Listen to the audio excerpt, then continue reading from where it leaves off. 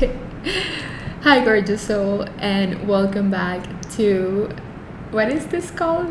Book study by Nicky of Dr. David Hawkins' teachings. We're gonna go with the same book, Map of Consciousness Explained, page 119. The intention is evolving beyond causality. The sincere seeker needs to know only a few things. Merely to hear or read them already begins the process. The most important thing to know is that everything is happening of its own. Nothing is being caused by anything. This is one of my favorite teachings. Instantly takes me out of any situation, the content, into the context. And I'm like, nothing's causing anything else. Everything is just allowing by itself, being what it is. I'm being that which I am by my karmic propensity and by my intention, and you're being that which you are by your own karmic propensity and your intention. We are just magnetic fields of energies. So, all phenomena are the automatic consequence of the infinite field. The field is one of infinite, invisible, omnipotent power. It's all-encompassing, like a giant electromagnetic field, with no beginning and no end, in space or in time, however, forever and always present. Its presence is exquisitely gentle and exquisitely powerful. So it's the field that's making everything happen. Right now, this is not a room. Relatively, it's a room, but in the absolute truth, this is just a field of consciousness that expresses itself as Nikki, as this book, as this room, as this video. From a state of its power is such that all potentiality is activated to become an actuality. What does that mean? That every thought, something we wish to manifest or create, it's a potentiality, and it becomes an actuality means that from our consciousness, it manifests in the physical when conditions are right. Let's say that I want to move to the beach because my intention is to be in a space of nature, peace, that's going to allow me to have more energy and to create videos with that environment of beach, nature, that's also going to serve you. So that's my intention. It's a potentiality. Another potentiality is that I may stay here, but by the power of my intention, my karmic propensity, it can become an actuality when conditions are right. So it's not me making it happen, even if I think it's my thought process. It's just the field unfolding itself to my intention. From a state of consciousness, of pure consciousness, one witnesses that all things are happening spontaneously by virtue of the infinite power of the field of divinity. Everything is happening in and of its own nature as a consequence of that which it is. Exactly what we were mentioning at the beginning. Not as a consequence of that which it does. So it's not what I'm doing, I'm just being myself. Why am I doing these videos? Because it's my highest joy and my heart's expansion to talk about enlightenment and self-realization and David R. Hawkins' teachings, and I would be doing this by myself anyway, so I may as well just record it. So I'm just expressing that which I am. Everything is happening in and of its own nature as a consequence of that which it is, not as a consequence of that which it does, which implies the duality of a doer in the action. So there's no you watching this video.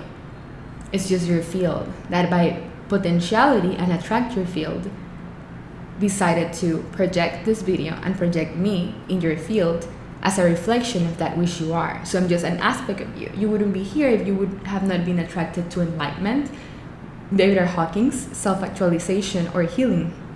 You're here because your field has an attractor power and you're in resonance and vibration of a similar frequency, or an aspect of yourself is in a similar frequency that in that which I am. What the world considers evolution is actually the witnessing of creation, which is continuous. The unmanifest becomes manifest by divine providence as the totality of creation which emerges effortlessly. So that's what every teaching in manifestation says. Go with the path of least resistance, like Abraham Hicks mentions, or go with the path of least effort, or whenever you don't want it, it's going to manifest. Even these high teachings of enlightenment are referring to effortless manifestation, effortless creation, because if everything is happening that of its own. You only need an intention and trust in the infinite field, and if the karmic propensities are aligned, then you will see your creation manifest. And sometimes it's not what you want. What you think you want is the access that you have from the level of consciousness in that moment. But you can do so much inner work, so much empowerment, so much self-actualization, being in your integrity, being in your truth, being in your honor, that suddenly what you think was the best case scenario, it's here. And there's even a higher scenario. So potentiality, your intention, can become even a higher actuality depending on your karmic propensity. That's just my interpretation of the teaching. It's not David or Hawkins' words. Let's see. Within the field, potentiality is actualized by intention. Therefore, each thing comes forth manifesting its karmic inheritance.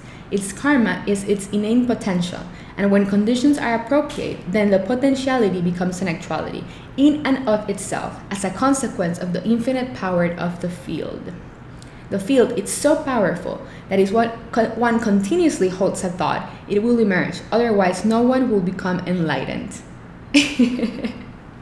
So if you feel that that's one of your dharmas, one of your purposes, to become enlightened, if you keep that hold in mind, I'm going to become enlightened, you're enlightened. In an absolute level, we already are. In the relative, there's some work to do. Let's see. Therefore, intention is all-powerful. The ego is very clever. As a potentiality begins to manifest, it takes credit for it. If one takes a pair of scissors and cuts the stem of the apple, or stem, I don't know. The ego thinks it made the apple drop off the ground. The ego ignores gravity. But it's how all things are happening, automatically like gravity. There's no inner separate personal self causing anything to happen. Just like people not aware of gravity, without which we would all fall off the globe. That would be pretty cool. Gravity stops and then it's like everybody falls off Earth into space. I would enjoy that. Similarly, people are not aware of divinity as an infinite field of power without which existence is not possible. So basically, he's repeating the same concept. The ego, and this happened to me last year, my spiritual ego took credit of it. It's like, this is me unconsciously making everything happen. And at the same time, I knew it was the field. But that's why we have to surrender constantly the ego. Being like, it's not me making this happen. It's not me that's going to work. It's not me that's recording this video. It's not me that is going on a date. It's not me that's moving to the beach. It's just, I'm a karmic wind-up toy. I'm just a character. I'm playing a scene. I'm playing a movie. And the infinite field of consciousness is working through me, allowing whatever needs to be allowed for your interpretation, for your field's interpretation, for your benefit and my benefit, because as you rise, I rise. It's all a simultaneous happening. This is so wonderful. So that's the book study lesson of the day. If you want me to explain my thoughts or my perception of Hawkins' teachings, you can in the comments below tell me one of your favorite books of David Hawkins and which page would you like me to explore. If you have a different perception of this teaching, you can also write it in the comments, or if you just want to give me a like or a heart to know that you enjoy this, I would love that, because it will create more visibility for more people to benefit. Thank you so much for being here. I love you, and I'll see you the next time. The next time, it already happened, it already ended. Bye.